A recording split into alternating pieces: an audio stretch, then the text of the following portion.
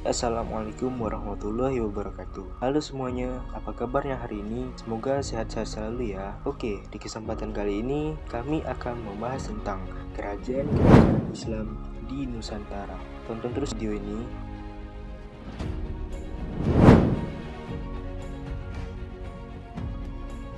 Anggapan bahwa Kerajaan Samudra Pasai adalah kerajaan Islam pertama di Indonesia ternyata keliru. Dalam banyak literatur sejarah, disebut bahwa Kesultanan Islam pertama dan tertua di Indonesia ialah Kerajaan Perlak. Dalam buku-buku pelajaran di sekolah, disebut Kerajaan Islam pertama di Indonesia adalah Kerajaan Samudra Pasai. Namun, faktanya Perlak lebih dulu eksis daripada Samudra Pasai. Kerajaan Perlak berdiri pada tahun 840 Masehi hingga 1292 Masehi. Sedangkan Kerajaan Samudra Pasai yang sama-sama berada di Aceh berdiri pada tahun 1267 Masehi dan kerajaan ini akhirnya lenyap tahun 1521 Masehi. Kesultanan Perlak atau Kerajaan Perlak diyakini para ahli sejarah merupakan kerajaan Islam pertama di Indonesia yang berdiri di wilayah Aceh Timur. Perlak merupakan suatu daerah yang banyak ditumbuhi kayu atau berasal dari kata Peurula. Kesultanan ini muncul pada abad ke-9 dan bertahan hingga akhir abad ke-13. Nama Peurula diambil dari nama kayu Perlak. Kayu jenis ini merupakan kayu khas daerah Perlak. Atas dasar inilah kemudian daerah penghasil kayu Perlak disebut dengan negeri Perlak. Semakin ramai di Selat Malaka, maka para pedagang pun menyebut-nyebut Perlak sebagai Bandar Perlak. Kitab Negara Kertagama menyebut negara itu dengan Parlak. Sementara Marco Polo yang berkunjung ke negeri Perlak pada tahun 1292 Masehi mencatatnya dengan nama Venlage. Negeri sebelum berdirinya Kesultanan Perlak, di wilayah Perlak telah berdiri sebuah kerajaan bercorak Hindu-Buddha yang sederhana bernama Kerajaan Perlak. Raja yang berkuasa di kerajaan ini bergelar Naura, yang berarti Maharaja. Perlak semakin berkembang ketika dipimpin oleh Pangeran Salman, seorang pangeran yang memiliki darah Persia. Putri dari Pangeran Salman kemudian menikah dengan Muhammad Ja'far Shadiq dari negeri Arab yang nantinya akan menurunkan sendiri Kesultanan Islam pertama di Nusantara. Berdasarkan naskah Izhar al-Haq, sekitar tahun 794 Masehi, sebuah kapal layar berlabuh di Bandar Perlak. Kapal tersebut membawa 100 euro yang dipimpin oleh 6 koda dari Kekhalifahan Abbasiyah. Kapal itu datang dari Teluk Kambai, Gujarat dan berlabuh di bandar. Salah seorang pendakwa itu bernama Ali bin Muhammad Ja'far Shadiq. Ia adalah seorang Syiah yang melakukan pemberontakan kepada Khalifah Al-Ma'mun. Namun usahanya itu membuahkan kegagalan. Alhasil ia diperintahkan berdakwah keluar dari negeri Arab sebagai hukumannya. Setelah beberapa waktu berdakwah di Bandar Perlak, Ali bin Muhammad Ja'far Shadiq menikah dengan putri Istana Perlak. Putra pertama hasil dari pernikahannya itu bernama Syekh Maulana Abdul Aziz Syah. Ia mendirikan Kesultanan Perlak pada tahun 1840 Masehi sebagai Kesultanan Islam atau Syiah pertama di Nusantara. Setelah berhasil mendirikan Kesultanan Perlak, ia mendapat gelar Sultan Ma'alidin Syed Maulana Abdul Aziz Syah yang beraliran Syiah dan merupakan keturunan Arab yang mendirikan Kesultanan Perlak pada 1 Muharram tahun 840 Masehi. Dia mengubah nama ibu kota kerajaan dari Bandar Perlak menjadi Bandar Khalifah. Sultan ini bersama istrinya kemudian dimakamkan di Fayano Wigo, Perlak, Aceh Timur. Pada masa pemerintahan Sultan ketiga, Sultan Alauddin Syed Maulana Abbasiyah, aliran Sunni, mulai masuk ke Perlak. Setelah wafatnya Sultan pada tahun 363 Hijriah atau 913 Masehi, terjadi perang saudara antara kaum Syiah dan kaum Sunni. Sehingga selama 2 tahun berikutnya tidak ada Sultan. Kaum Syiah memenangkan perang dan pada tahun 302 Hijriah atau 915 Masehi, Sultan Alauddin Syed Maulana Ali Muhammad Shah dari aliran Syiah naik takhta. Pada akhirnya, pemerintahan terjadi lagi pergolakan antara kaumnya dan sulit yang kali ini digunakan oleh kaum Sunni, sehingga sultan selanjutnya diambil dari golongan Sunni. Pada tahun 362 Hijriah atau 956 Masehi, setelah meninggalnya Sultan ke-7 Sultan Mahdum Alauddin Abdul Malik Syah Jahan Berdaulat, terjadi lagi pergolakan selama kurang lebih 4 tahun antara kaum Syiah dan kaum Sunni yang diakhiri dengan perdamaian dan pembagaian kerajaan menjadi 2 bagian, yaitu Pelak Pesisir atau Syiah yang dipimpin oleh Sultan Alauddin Maulana Syah pada tahun 1986 hingga 1988 Masehi.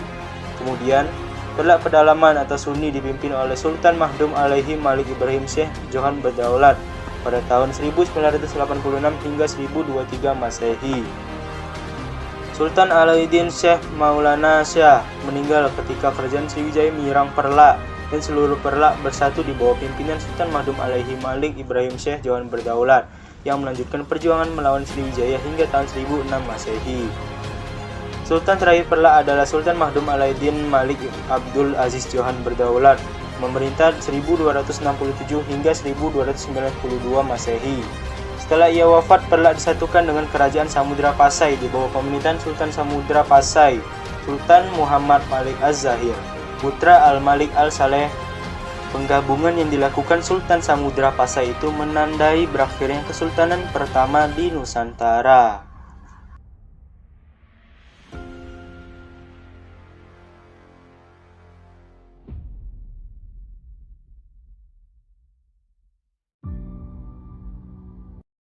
Dua, Samudra Pasai. Kapan sebenarnya banyak kerajaan Islam Samudra Pasai berdiri? Masih menjadi misteri, belum ada kesepakatan dari para peminat dan ahli sejarah mengenai hal ini. Umumnya, di dunia pendidikan kita diajarkan bahwa Samudra Pasai berdiri pada pertengahan abad ke-13 Masehi. Dan sebagai pendiri kerajaan ini adalah Sultan Malikus Saleh atau Merah Siluh, yang wafat pada tahun 1297 Masehi. Pendapat ini dikemukakan oleh para sarjana barat seperti Semat Hormukote dan lain-lain yang mendasari pendapatnya pada naskah lokal Aceh Hikayat Raja-Raja Pasai. Sebenarnya, ada versi lain mengenai berdirinya Samudra Pasai yang didasari pada petunjuk dan sumber-sumber Musafir Arab tentang Asia Tenggara dan 2 buah naskah lokal yang ditemukan di Aceh, yaitu Iharul Haqfi Mamlakatil Peurula karya Abu Ishaq Al-Margarani dan Torik Raja-Raja Kerajaan Aceh. Pendapat ini menyatakan bahwa Samudra Pasai telah berdiri sejak abad ke-11 Masehi, tepatnya pada tahun 1042 Masehi.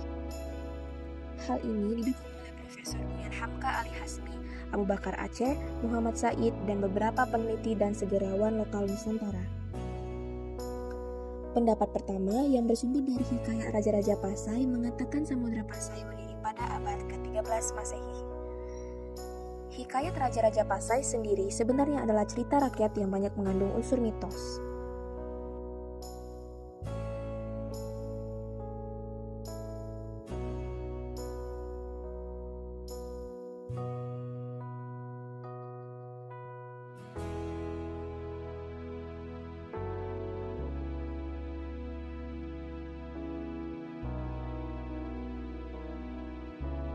Dalam kitab tersebut, Pasai disebutkan adalah tempat pertama yang diislamkan dan Merah Siluh adalah raja pertama yang beragama Islam. Keislaman Merah Siluh dikisahkan melalui pertemuannya dengan Rasulullah melalui mimpi. Dalam mimpi Merah Siluh tersebut, Rasulullah sendiri yang membimbing mengucapkan kalimat syahadat dan mengajarkan membaca Al-Quran. Kemudian, setelah terbangun, Merah Siluh dapat membaca Al-Quran dengan fasih. Bahkan melalui mimpi itu Merah Siluh berhasil dikitan secara gaib oleh Rasulullah sendiri. Setelah masuk Islam, kemudian Merah Siluh bergerak Sultan Malikus Saleh. Meskipun banyak peneliti sejarah yang merujuk pada hikayat Raja-Raja Pasai, namun tidak sedikit yang meragukan kebenarannya. Sebab, hikayat bukanlah suatu rangkaian catatan sejarah murni. Banyak kisah-kisah yang belum tentu benar-benar terjadi. Bahkan, banyak unsur mitos yang dinilai kurang logis. sehingga untuk menjadi landasan legitimasi sejarah Samudra Pasai dinilai kurang kuat oleh beberapa ahli sejarah lokal. Oleh sebab itulah, dalam paparan kali ini mencoba membahas jejak-jejak lain Samudra Pasai berdasarkan kitab Idarul Haq di Mamlakatil Peurlak dan Tawarik Raja-Raja Aceh yang dijadikan dasar argumentasi para sejarawan seperti Buya Hamka, Alia Hasni, dan lainnya. Kerajaan Samudra terletak di pantai suatu daerah di pantai timur laut Pulau Sumatera yang terletak antara daerah Pasanan dengan Sungai Jambu Air di Kabupaten Aceh Utara, Provinsi Aceh Darussalam. Menurut Idarul Haq dan Tawarik, Raja-Raja Aceh Samudra Pasai telah berdiri sejak abad 11 Masehi dan sebagai pendiri serta sultan pertama kerajaan ini adalah Merah Khoir yang bergelar Maharaja yang memerintah pada tahun 433 sampai 470 Hijriah atau 1042 sampai 1078 Masehi. Setelah kepemimpinan Mahmuda, Samudra Pasai dipimpin oleh Maharaja Mansyura antara tahun 1078 sampai 1133 lalu Maharaja di Asudin Shah tahun 1133 sampai 1155 Masehi dan selanjutnya Maharaja Nuruddin atau Merah No atau Tengku Samudra yang lebih dikenal dengan Sultan Kamil yang memimpin 1155 sampai 1210 Masehi. Sultan Al-Kamil ialah sultan terakhir dari dinasti Merah Khoir. Setelah Sultan Al-Kamil wafat dan tidak memiliki putra pewaris tahta, kerajaan Samudra menjadi rebutan antara pembesar-pembesar kerajaan. Keadaan ini menjadikan kerajaan Samudra kacau balau selama kurang lebih 50 tahun. Hingga akhirnya Merah Silo mengambil alih kekuasaan kerajaan Samudra Pasai. Merah Silo adalah anak dari Makdum Malik Abdullah bin Mahlun Malik Ibrahim bin Mahluk Malik Mesir bin Mahluk Malik Isa bin Sultan Malik Ibrahim Berdaulat atau Sultan Kerajaan Perlak ke-8. Artinya, Merah Silo adalah keturunan dari Sultan Kerajaan Islam Perlak. Hal ini mematahkan pendapat pertama yang bersumber dari hikayat Raja-Raja Pasai yang mengisahkan Merah Silo adalah seorang Hindu yang kemudian masuk Islam. Pada masa pemerintahan Merah Silo ini, Samudra Pasai sangat berhubungan baik dengan kerajaan tetangganya yaitu Perlak, di mana Putri Perlak bernama Putri Ganggang Sari menikah dengan Sultan Merah Silo. Dari pernikahan ini lahir seorang anak yang menjadi penerus tahta kerajaan Samudra Pasai di kemudian hari, yaitu Sultan Muhammad Malik Az-Zahir. Di masa Sultan Muhammad Malik Az-Zahir, kerajaan Perlak bergabung menjadi bagian dari kerajaan Samudra Pasai. Menurut kitab Tawarikh, Raja-Raja Aceh di masa Syekh Ismail Az-Zaharfi dan rombongannya tiba di Samudra telah menjumpai kerajaan ini dipimpin oleh seorang raja muslim yaitu Merah Silo, dan memiliki Perdana Menteri yaitu Serikaya Syed Yasuddin dan Saiful Islam bernama Said Ibnu Ali Al-Makaroni, serta Menteri Luar Negeri bernama Bawa Gaya Ahli Isanuddin Al-Malarabi. Digambarkan oleh Syekh Ismail, keadaan negeri sangat makmur dan kaya, serta memiliki angkatan laut yang teratur. Kerajaan ini beraliran Ahlus Sunnah wal Jamaah atau Sunni. Oleh karena itu, Syekh Ismail memberi gelar kepada Merah Silo dengan Sultan Malikus Saleh. Gelar ini sama dengan yang digunakan oleh Raja Mesir yaitu Sultan Malikus Safis Najmuddin Al-Ayyubi yang merupakan ayah dari Salahuddin Al-Ayyubi. Ketika dipimpin oleh Malikus Saleh, kerajaan ini masih bernama Samudra. Baru setelah masa kepemimpinan putra Malikus Saleh yaitu Sultan Muhammad Malikus Zahir, kerajaan Samudra dipanggil dengan Samudra Pasai. Daripada masa Malikus Zahir, menurut Samudra Pasai bertambah maju dan dakwah Islam menyebar lebih luas ke berbagai wilayah di Nusantara.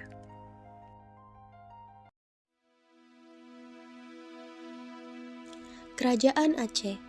Pada tahun 1511 Masehi, bangsa Portugis menguasai Malaka dan Samudra Pasai. Sejak saat itu, para pedagang Islam berusaha mencari pelabuhan lain karena mereka ingin menghindari Portugis. Pelabuhan baru itu kemudian mereka menemukannya adalah Pelabuhan Aceh.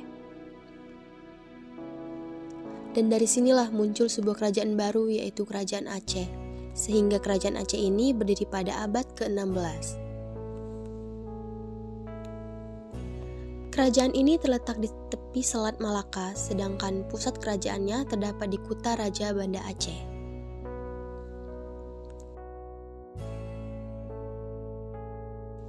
Kerajaan Aceh yang pertama dipimpin oleh raja yang bernama Sultan Ali Muhayyad Shah. Beliau memerintah antara tahun 1514 hingga 1528.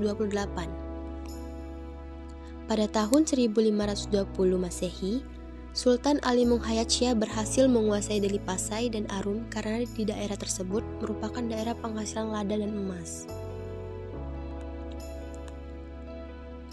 Kemudian setelah Sultan Ali Muhayyad Shah wafat pada tahun 1530 Masehi, kepemimpinan beliau digantikan oleh putra sulungnya yang bernama Salahuddin, yang memerintah pada tahun 1528 hingga 1537 Masehi.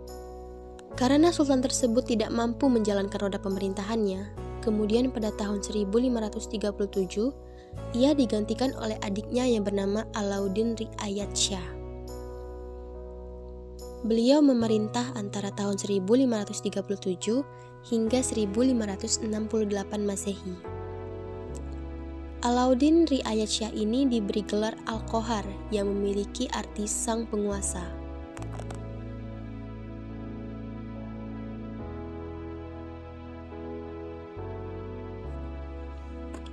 Sultan Alauddin Riayat Shah ini berhasil menyebarkan agama Islam sampai ke daerah Siap di Riau, hingga ke daerah Minangkabau di Sumatera Barat.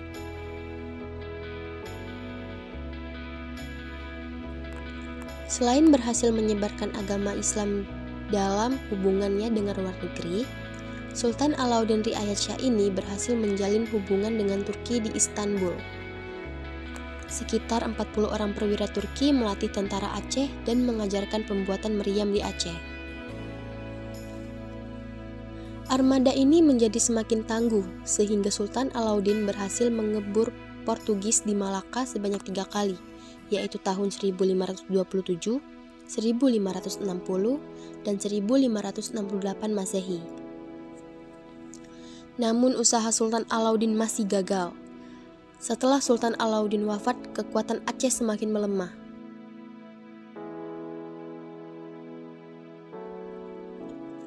Kerajaan Aceh kemudian mulai maju kembali perkembangannya pada saat dipimpin oleh Sultan Iskandar Muda. Wilayah kekuasaan Aceh pada saat itu semakin meluas. Kekuasaan Aceh meliputi sebagai besar Sumatera kecuali daerah Palembang dan Lampung, karena pada saat itu dikuasai oleh Banten. Armada Aceh ini menjadi kekuatan laut yang besar di Nusantara bagian barat. Pada masa pemerintahan Sultan Iskandar Muda, Kerajaan Aceh juga berhasil mencapai puncak kejayaannya. Selain itu, Sultan Iskandar Muda juga berhasil memperluas wilayah kekuasaannya hingga ke semenanjung Malaysia. Beliau berhasil menaklukkan daerah Johor pada tahun 1615 Masehi. Kemudian berhasil juga menaklukkan daerah Pahang pada tahun 1617 Masehi. Dan beliau juga berhasil menaklukkan daerah Kedah pada tahun 1627 Masehi. Kemudian pada tahun 1629 Masehi, Sultan Iskandar Muda mengirim ratusan kapal perang untuk merebut Malaka dari tangan Portugis. Namun usaha Sultan Iskandar Muda tersebut masih gagal karena ternyata Portugis berhasil memperalat Kesultanan Aceh untuk menyerang Johor.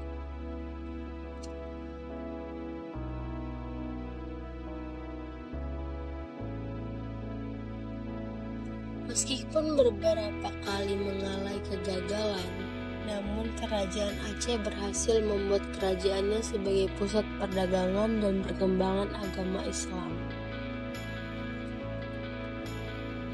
Namun pada tahun 1636 Masehi, Kerajaan Aceh mengalami kemunduran karena Sultan Iskandar Muda wafat.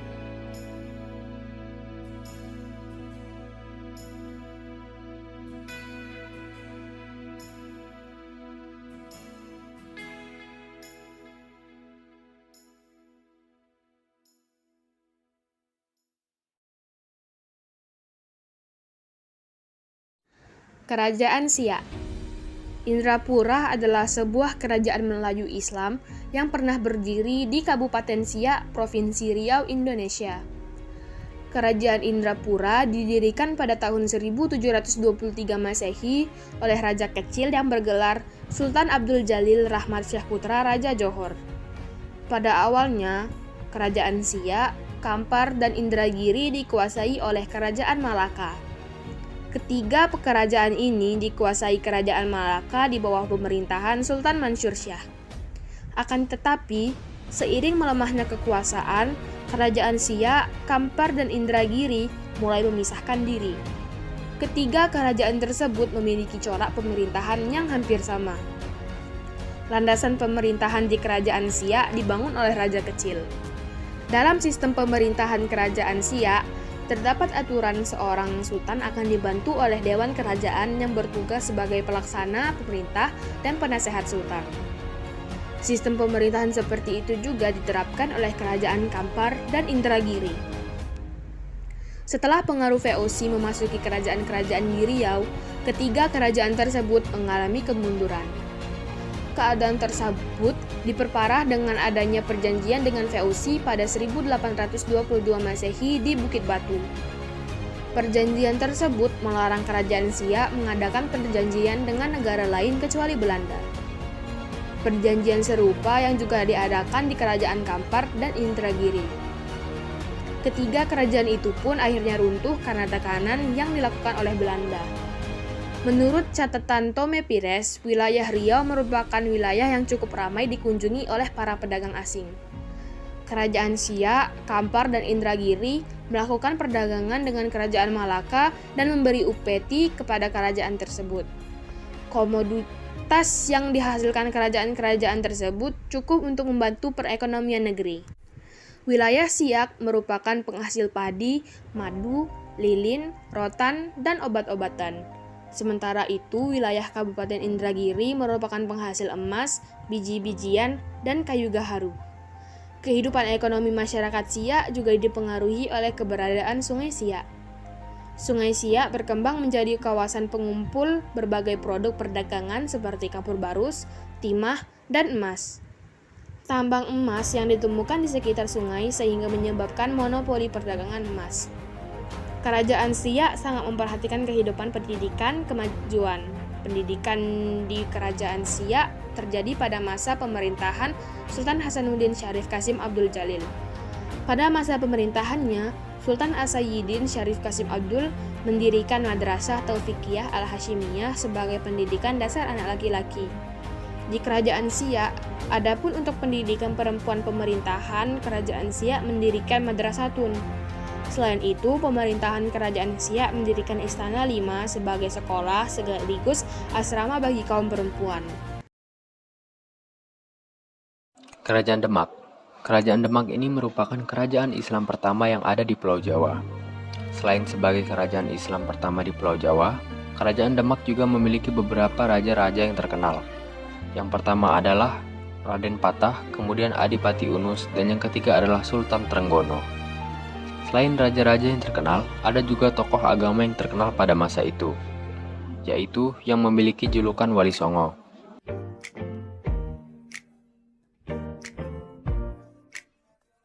Kita mulai dari Raden Patah.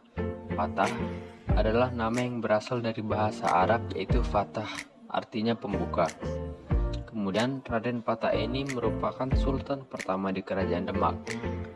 Beliau ini memerintah kerajaan Demak sekitar tahun 1481 hingga 1518 Masehi. Setelah Raden Patah, ada Adipati Unus.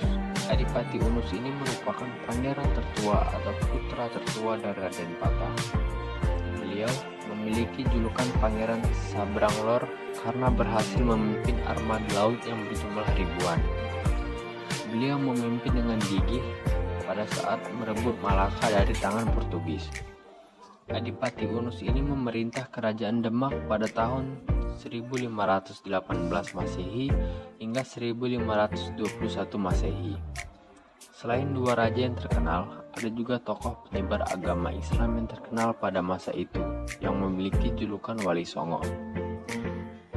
Kemudian kita akan cari tahu lebih lanjut tentang Wali Songo. Pada Wali Songo ini, nanti kita akan mencari tahu julukannya, kemudian nama asli dari Wali Songo ini, dan yang terakhir adalah tempat dakwah dari wali-wali Songo ini. Pertama adalah Sunan Gresik.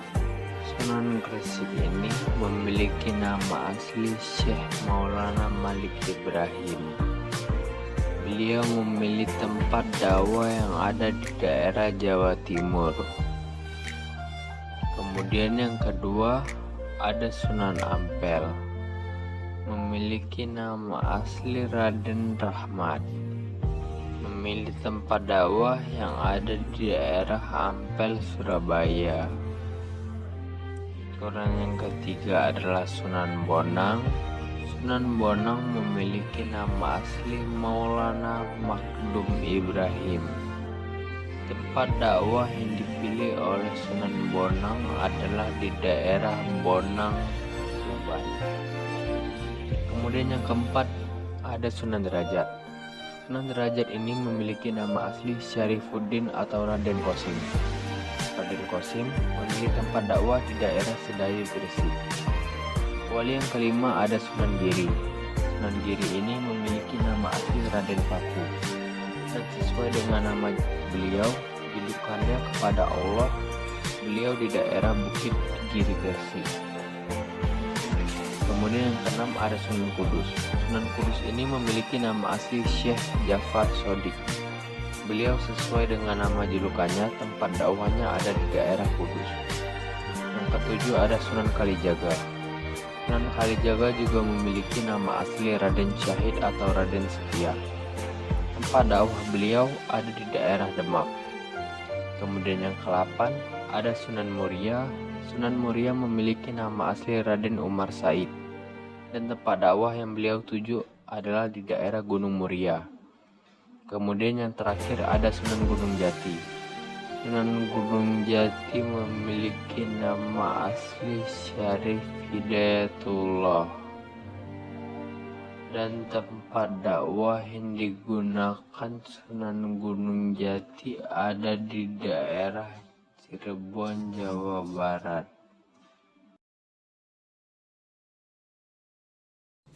Kerajaan Mataram Islam. Kerajaan Mataram didirikan oleh Penembahan Senopati Ing Alaya Suta Wijaya pada 1584 sampai dengan 1601 Masehi atau sekitar abad ke-15. Pusat kerajaannya terletak di Yogyakarta. Penembahan Senopati diganti oleh putranya bernama Mas Jolang. Mas Jolang kemudian digantikan putranya yang bernama Mas Rangsang atau yang lebih dikenal dengan Sultan Agung.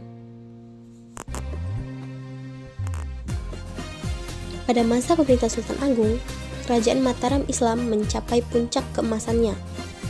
Dalam bidang politik, pemerintahan Sultan Agung berhasil memperluas wilayah ke berbagai daerah Jawa, yaitu Surabaya, Lasem, Pasuruan, dan Tuban. Di samping menguasai dan mempersatukan berbagai daerah di Jawa, Sultan Agung juga ingin mengusir VOC dari wilayah Nusantara. Kemudian, diadakan 2 kali serangan tentara Mataram ke Batavia pada tahun 1628 sampai dengan 1629.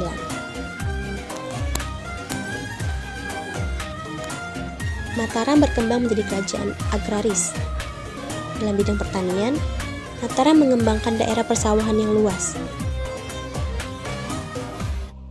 Pada abad ke-17, Jawa benar-benar menjadi lumbung padi. Hasil-hasil yang lain adalah gula, kayu, kapas, dan palawija. Di Mataram, dikenal beberapa kelompok dalam masyarakat, adalah golongan raja dan keturunannya, para bangsawan, dan rakyat sebagai kawula kerajaan. Kehidupan masyarakat bersifat feodal karena raja adalah pemilik tanah beserta seluruh isinya.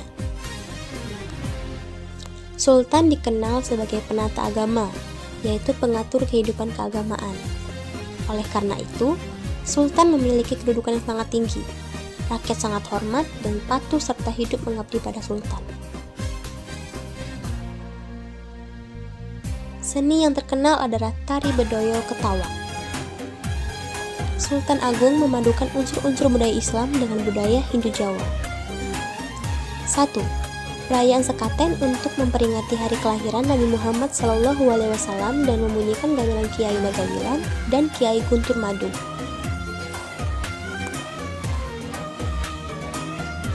2.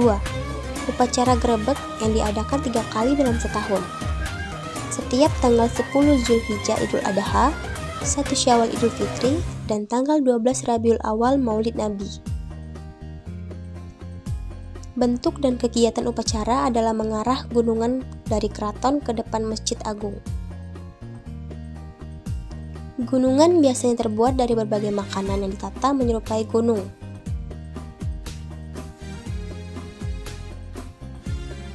3. Sultan Agung berhasil membuat kalender Jawa yang merupakan tahun baru Saka dengan tahun Hijriyah. 4. Dalam bidang seni sastra, ia mengarang kitab sastra gending yang merupakan kitab filsafat. Mataram mengalami kemunduran karena adanya pengaruh VOC yang sangat besar. Dalam perkembangan kerajaan Mataram, akhirnya terbagi menjadi 2 berdasarkan perjanjian Giyanti. Sebelah barat menjadi Kesultanan Yogyakarta dan sebelah timur menjadi Kesultanan Surakarta.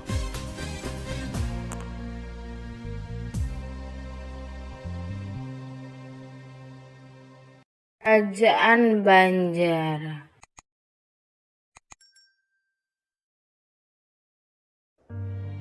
Kesultanan Banjar merupakan kesultanan yang bercorak Islam yang didirikan tahun 1526 sampai 1905 di Banjarmasin.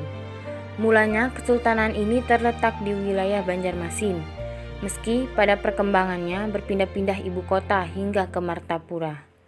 Pada masa lalu, Kesultanan Banjar sangat berpengaruh, meliputi Kalimantan Selatan, Kalimantan Tengah, hingga sebagian dari Kalimantan Timur.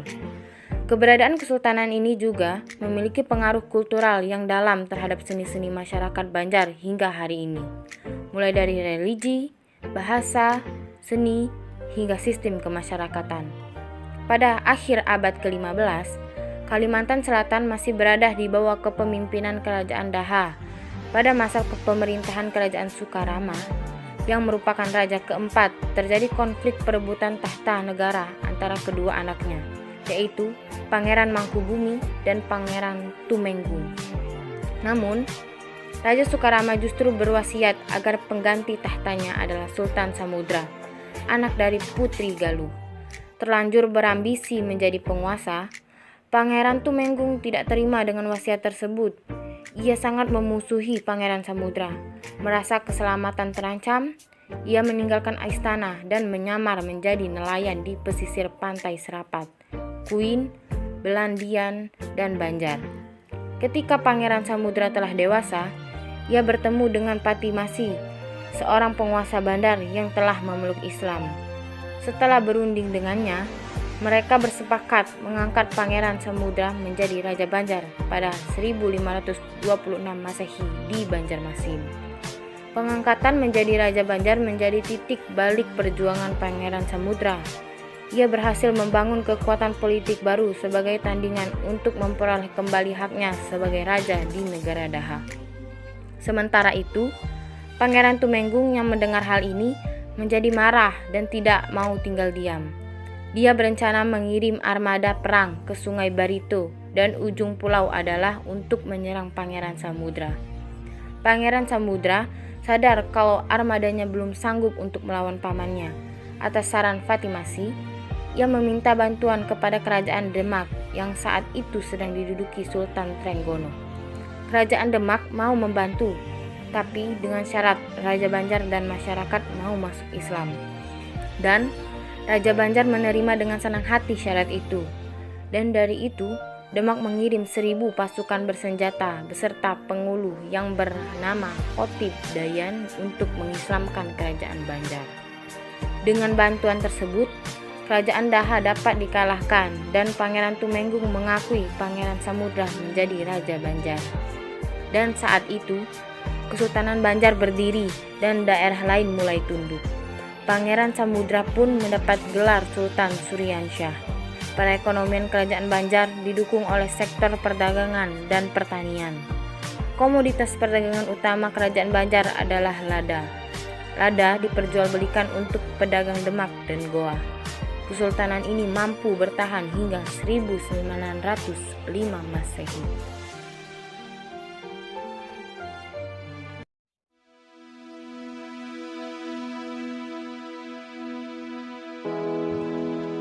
Kerajaan Ternate dan Kerajaan Tidore.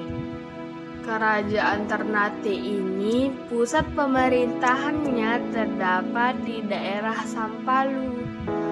Raja Ternate yang pertama saat itu adalah Sultan Zainal Abidin. Beliau memerintah pada tahun 1486 sampai tahun 1500 Masehi. Raja Ternate yang terkenal yaitu Sultan Hairun. Kita lanjut ke Kerajaan Tidore. Raja dari Kerajaan Tidore yang pertama adalah Sultan Mansur. Kemudian Raja Sultan Tidore yang terkenal adalah Pangeran Nuku. Kerajaan Ternate dan Kerajaan Tidore ini terdapat di wilayah Maluku. Dan pada saat itu sejak abad ke-13 di daerah Maluku sudah mulai ramai dikunjungi oleh pedagang-pedagang Islam yang berasal dari Jawa dan Melayu. Seiring dengan namanya perdagangan, berdatangan pula banyak para penyebar agama Islam dari Jawa tersebut. Sehingga mempengaruhi daerah Maluku itu semakin lama semakin banyak pemeluk agama Islamnya. Namun, pada saat itu juga kerajaan Ternate dan Tidore itu ternyata terjadi persaingan. Mereka bersaing dalam bidang perdagangan dan perluasan wilayah. Karena persaingan tersebut, sehingga terjadilah peperangan saudara. Peperangan ini juga terjadi karena dari masing-masing kerajaan dipengaruhi oleh bangsa asing. Kerajaan Ternate dipengaruhi oleh Portugis dan Kerajaan Tidore dipengaruhi oleh Spanyol. Kita akan membahas lagi tentang peperangan yang terjadi antara Ternate dan Tidore. Seperti yang sudah disebutkan tadi, bahwa ternyata Kerajaan Ternate itu dipengaruhi oleh Portugis dan Kerajaan Tidore itu dipengaruhi oleh Spanyol. Namun, ketika Ternate dan Tidore ini terjadi peperangan, lambat laun masyarakat ternyata mulai sadar. Mereka mulai sadar bahwa ternyata mereka sedang diperas oleh bangsa asing, yaitu bangsa Portugis dan Spanyol. Ketika mereka sudah sadar, kemudian mereka mulai bersatu karena mereka sudah mulai berhasil bersatu. Akhirnya mereka berhasil mengusir Portugis dan Spanyol. Pada saat Portugis dan Spanyol ini berhasil diusir, ternyata pada saat itu mereka dipimpin oleh Sultan Babullah. Sultan Babullah ini merupakan raja dari Ternate yang memerintah pada tahun 1570 Masehi hingga 1583 Masehi. Selain menjadi raja yang berhasil mengusir Portugis dan Spanyol, Sultan Babullah ini pada tahun 1575 juga berhasil menghancurkan benteng Portugis. Sehingga pada saat itu, Sultan Babullah juga menjadi raja yang berhasil membawa Ternate dan Tidore pada kemajuan yang pesat.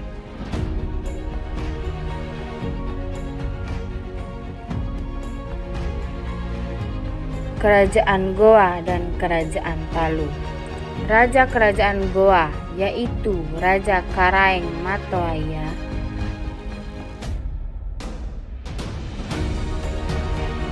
Raja ini memiliki gelar Abdullah karena beliau merupakan raja pertama Sulawesi Selatan yang memeluk agama Islam. Kemudian, Raja dari kerajaan Talu adalah Raja Daeng Manrapia.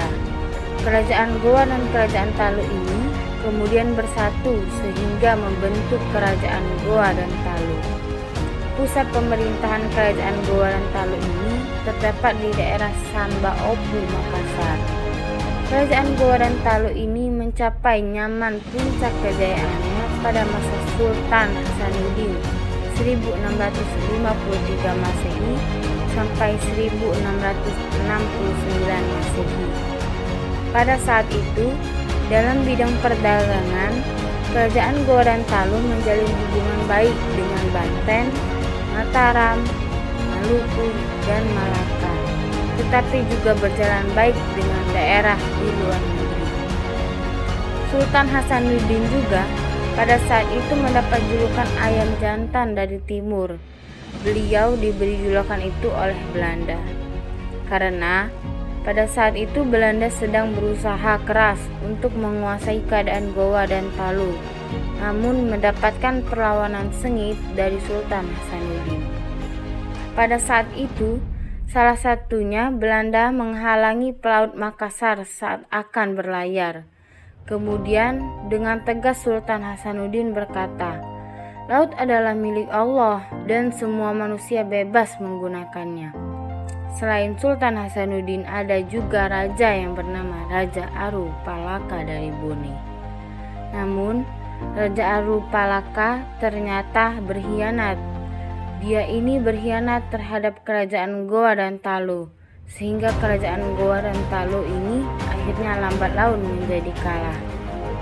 Kemudian Sultan Hasanuddin ini dengan terpaksa harus menandatangani perjanjian pada tahun 1667, yaitu Perjanjian Bongaya. Kejadian itu yang sangat merugikan rakyat Goa dan Talu sehingga membawa kemunduran pada kerajaan Goa dan Talu.